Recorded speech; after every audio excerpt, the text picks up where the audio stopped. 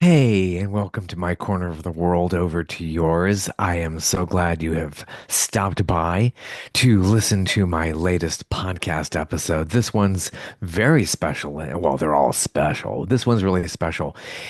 I feature Ron Sowell. He is a wonderful musician, the host of NPR's Mountain Stage, and has a great new release out, Dance Till I Can't Stop. It is a collection of amazing 10 songs where he just takes you through every musical genre you could possibly think of. It's just a lot of fun. We talk about the recording process, how all that really came together. And it's just really check it out wherever you can get your music. RonSowell.com, RonSowell. Great musician from West Virginia. Spoke with me from Charleston, but he fell in love with the hills and mountains of West Virginia many moons ago as he was traversing the great fruited plain of the United States and just arrived on scene there and has been creating wonderful music over there for many years and has kept Mountain Stage going for more than 4 decades. So I'm glad you're here today. I'm releasing this on Cinco de Mayo. The album, Ron's album, fully comes out on May 9th of 2025 as we speak. Enjoy. I really had a really great time listening to Ron. He's got a great story about Arlo Guthrie in here. Stay tuned through that as well. Has a wonderfully talented daughter as well who gets a good mention in here. He also has wonderful female backup singers, a great band in this release. So get it wherever you get that music. I will speak with you on the other side of this episode. Thank you. Thank you so much for joining me. I'm so Yeah. glad that you're available this morning here in early April of 2025. And you got a brand new, exciting project out. It's just so lovely to hear this and to hear this kind of music coming from your corner of the world, which is in West Virginia. Yeah. By the way, I love the title of your podcast. I very often, when I reach out to people, I say, "How are things in your corner of the world?" I just love that. Yeah. Yeah, yeah. Well, I come from a place here in the Atlanta, Georgia metro area called Okay. Peachtree Corners. Yeah. And I always had that domain because I wrote a blog for many years Uh-huh. and just called it Tales from the Corners, very folksy. So Yeah. Great. Yeah. Yeah. Um, yes. Well, I'm thrilled to be here with you. Yeah. I'm glad you could work me into the podcast. Yeah. and more specifically, you're in Charleston. Yeah. Charleston, West Virginia. Yeah, I've lived here for since the '70s. I came here to just to get off the road for the summer and rented a little farmhouse, and it turned into be a very long summer. So I'm still here. Seriously, no, what was it about Charleston, West Virginia that Well, excited it you? wasn't Charleston that drew me here. I had some friends that were living out in the country Yeah. between here and Huntington, and it was '70s, and it was kind of the back to the land movement. And Hmm. so we were all hippies moving to the country and growing a garden, and beaches and find Jesus on our own. So, and they, it just the beauty of the country and the simplicity of the lifestyle and the authenticity of the people just really drew me. But I thought, well, this is great, but I will never be able to make a living playing music here. And it totally, West Virginia totally proved me wrong. I had Yeah. two original bands, the one for about 7 years and one for 9 years. And people said, "Oh, you can't do original music. People won't come." And we were like, the thing in West Virginia for Yeah. and then this little radio show, Mountain Stage, grew up in my backyard, and I became a member of that. So I've been thriving here. Uh, Yeah. Yeah. It's just unique. I just love the rolling hills and your mountains and all that. I went to school at Howard University in Athens, Ohio, many yeah. moons ago, and Oh, no love going question. over to West Virginia. Yeah, yeah, it's a beautiful place. Mm. So it must be very inspirational to be a lyricist, singer-songwriter in that area. It must be incredibly inspiring just being in that scenery. Oh yeah, it is. It is. And I just, of course, the being anchored in all this beauty and with real people, or when I say real people, I mean just not fancy people, but working class people, and then the juxtaposition between that and then being on Mountain Stage, where I'm exposed to some of the best musicians on the planet, and a whole different world. Just the confluence of those two things really is very inspiring. Yeah. Yeah, and so how did all of that come about with Mountain Stage? And then is it syndicated on NPR? Is that how it worked over time? Yeah, and now it's syndicated on NPR, and we're on almost right, just almost 300 stations now, nationwide. And when we started, I actually had a band called the Putnam County Pickers, my one of those Mm. first two bands I mentioned to you, and we did the pilot for Mountain Stage in 1981. And then it took a couple of years for them to raise the money and really get the show to get the show off and running. And I was a guest on the show for the first year, but I joined the show after about a year and a half as a guitar player and harmonica player. And then eventually, it was just at the time it was just a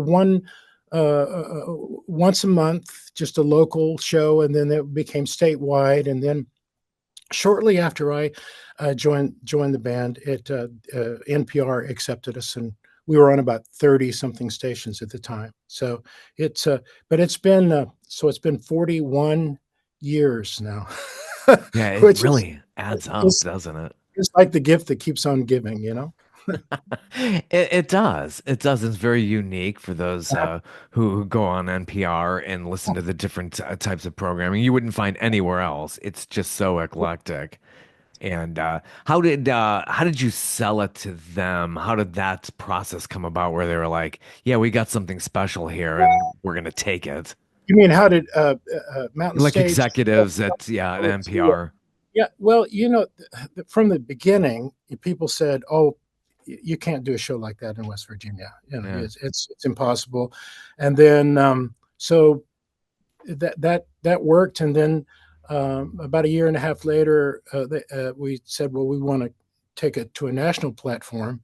And they said, "Oh, well, that'll never work. West Virginia um, um, market, and what you do, it'll never translate to the national market." But it ended up being that being in West Virginia, we were able to do our shows because of the cost of living here, and because the way that people are used to doing things here, we could produce the show at a much less cost, and so that ended up being a real plus. Of course, we've gotten we have sponsors, and we have the stations, pay a fee to host the show, and everything. So we have other resources, of course, and even a couple of years ago, our state legislature, Mm. uh, they were looking for a way to promote West Virginia to the rest of the country, Yeah. and our we had some friends in the legislature who said, "Well, what if let's just hypothetically, what if there was a radio show that went to the every week on the country and promoted a positive, cutting edge uh, uh, image of West Virginia." They went, "Yeah, we could do that." It says, "Well, you already have it." Actually, a lot of them weren't aware of it, and we became a line item on the budget. So that means that they have to vote to get us off rather than to put us on every year. So that's another thing that has sustained the show. Yeah. Good, and hopefully it keeps on going. Is the Yeah, legislature these days, they're still receptive to you and saying, yeah, hey, it's not a very favorable climate right now, but yeah, we have yeah. friends, so we keep our fingers crossed. Yeah, Good, good. Very challenging for many people across the NPR yeah, spectrum, and yeah. very sad about Voice of America. I'm just Oh, heartbroken over all that too. we used It's to we used to be on Voice of America, Mountain yeah. Stage, for years, and they would carry our program, and so we would get fan letters from little islands in the Indian Ocean. Isn't It that was amazing? Yeah, they're yeah, fascinated with the culture. It's like, yeah, wow, this music is just amazing. So, and you have probably just very eclectic musicians throughout that entire region. It's just it's of its own and well, probably has a rich history too. yeah, we get we basically it's roots music, which means something it's the authentic stuff. So it could be blues, it could be bluegrass, it could be jazz. We have a lot of world music, Celtic music, African music. Um, every one show could be all about bluegrass, one show could be all about singer-songwriters, and then you'd have a show where you have all that together. Mhm. So Yeah, my girlfriend's from Parkersburg, so I oh, we hey, right visit by every there. now and then. Yeah, it's just they come to visit, and I used to visit a lot during when I was in college as well. Huh? So I got a good sense of that area, Marietta, Ohio, and going over to Parkersburg. It's just really, really beautiful. Asheville, North Carolina, has a lot of those same characteristics because of the I love mountains it. and all that. But Parkersburg, with all the industry Yeah. over there, that's just it's very, very interesting. Well, I hope the next time you come, you have a chance to stop by. If there's a show, come by and say hi to the Yeah, mountain. yeah.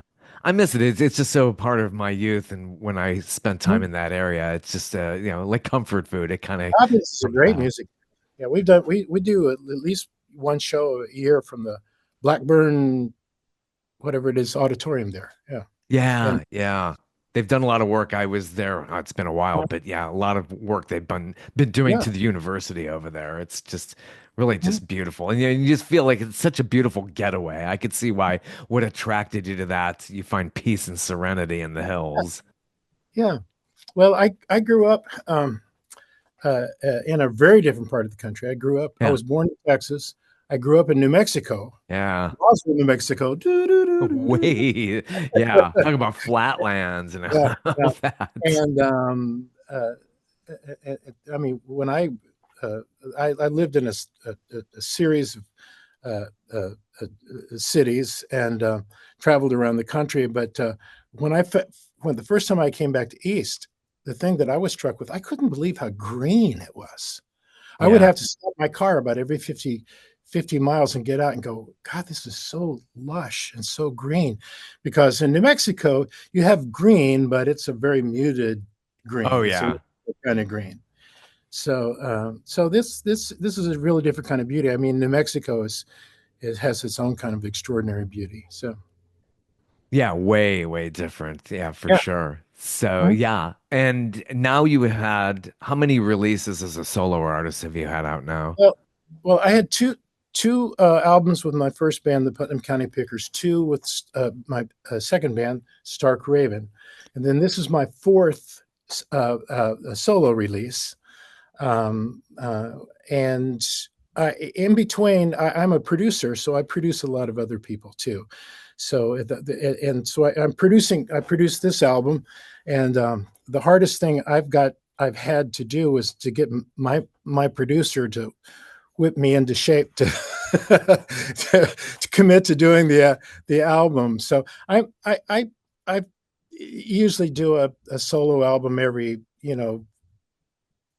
8 or 9 or 10 years. It seems that's my cycle. I'm not. I was just listening to one of your podcasts with John McCutcheon, and I Oh think yeah. he releases an album every week. He's so prolific, but I Oh mean gosh. I'm busy and I'm active and I do a lot of music, but I only get around to producing my own stuff. That's about the cycle for me. Yeah.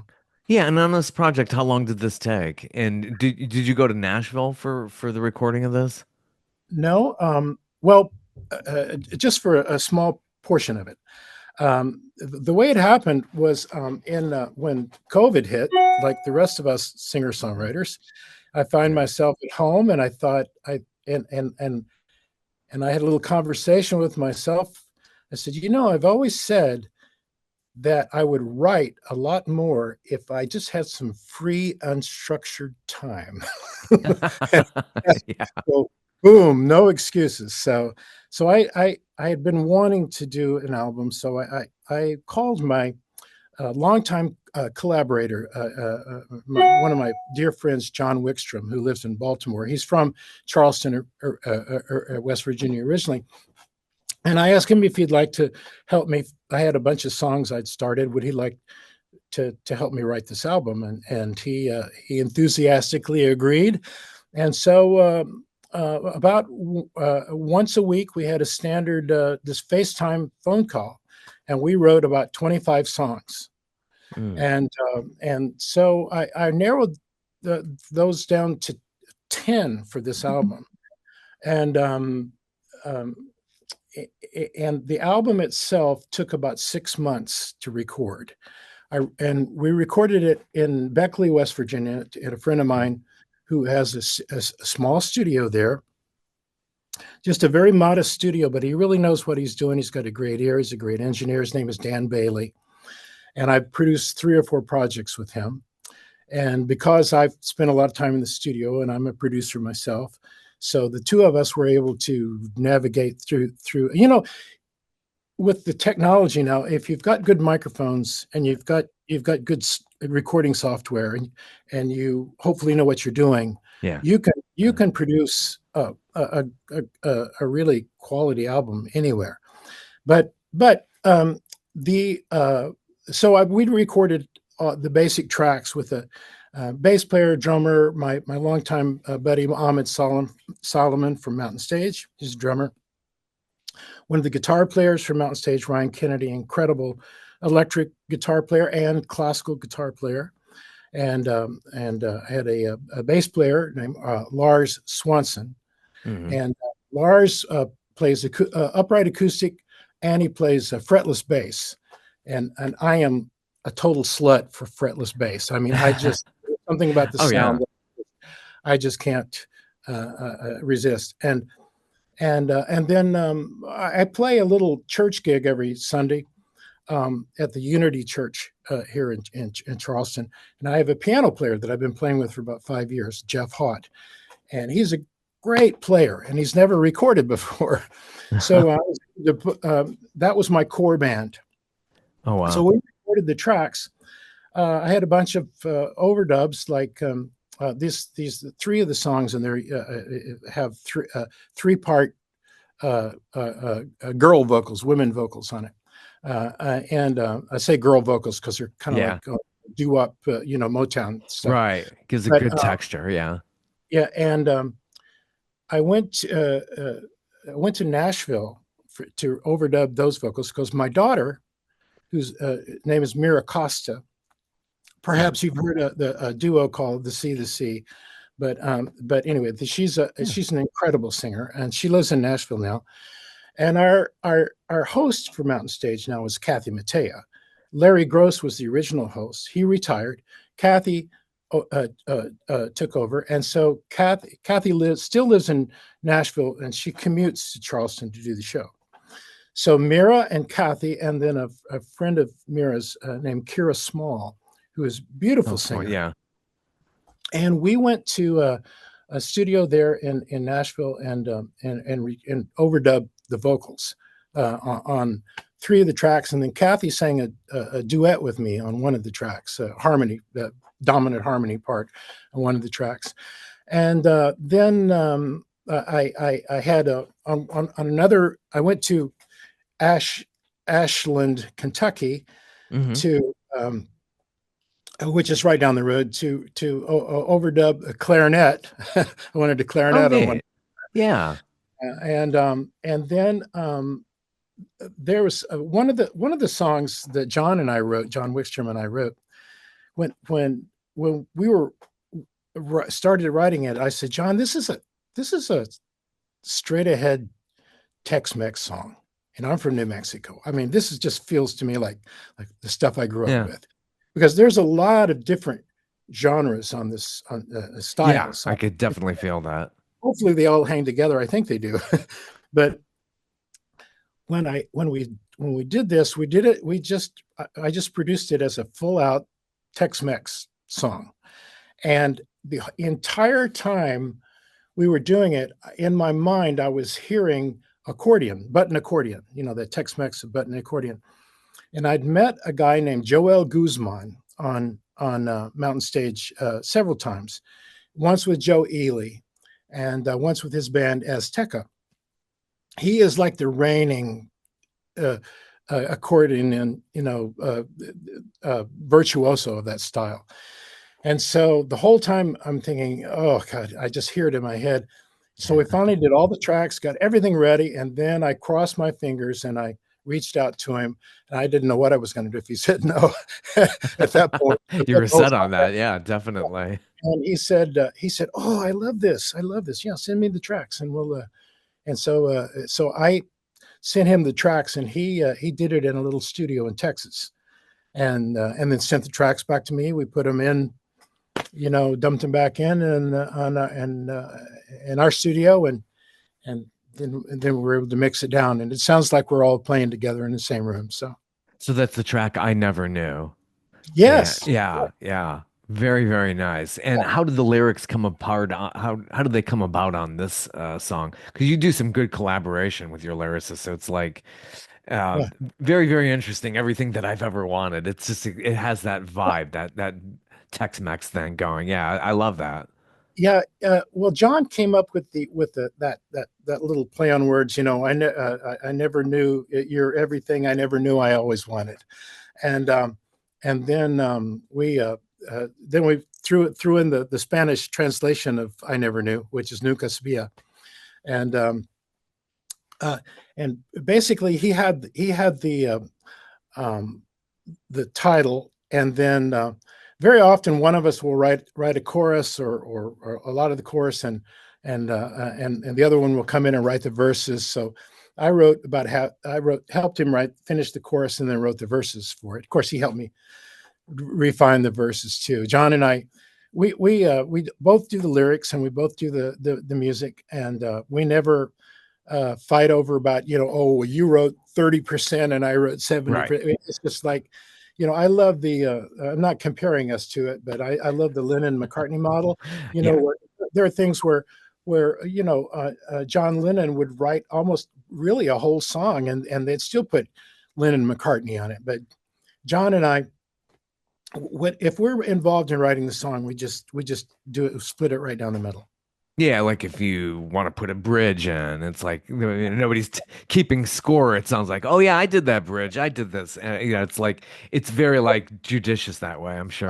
And I've heard of songwriters who do that, and I just think that's is really a creative killer to me. I mean, it's not a competition. John and I, we always try to put the song first, and if we disagree on lyrics, Yeah, we don't yeah. fight over. If we find ourselves fighting over a lyric, we just put it aside, and we look for a third way, another way, and it's almost always better, because if you have to convince somebody Oh man. you're right, in a song, when you hear it, you go, oh yeah, that's cool, I love that. If you have to explain something to somebody, then you haven't done your job as a lyricist. Yeah, and with Kathy on, do you think it's that easy? How did you approach her with that? I'm Yeah, sure she sounded very receptive on it, but yeah. it does give that nice, texture Ah, again with your female singers. well, now I have to say that's the one song I wrote. One song by myself in the album, and this one, "Do You Think It's That Easy," was written with my friend Kate Long, who was a local songwriter. And that song's been. We originally wrote it as a woman's song, and I always loved the song, and I always wanted to sing it, but it never felt right to me. So I rewrote the lyrics to make it work from a male point of view. Mm-hmm. Mm-hmm. Yeah, And trying I, to be empathetic and say, and instead of having a woman write it and perform yeah, that, it's, yeah, you're tapping into that empathy, I'm sure. yeah, and it works. You know what? It works both ways. I just had the original. There were lines in the original with the from the woman's version, like a few roses to please me. That I couldn't sing that. A man can't really sing Yeah. that. So we just changed those words. But uh, I really wanted Kathy to sing with me on a song, and I was uh, none of them really came out as a straight, duet changing, alternating verses kind of thing. But so I offered this to her and was, and I'd never asked her to. I mean, I work with her every week, but I'd never really asked her to sing on one of my projects. And oh, she was. I mean, Kathy is the real deal. She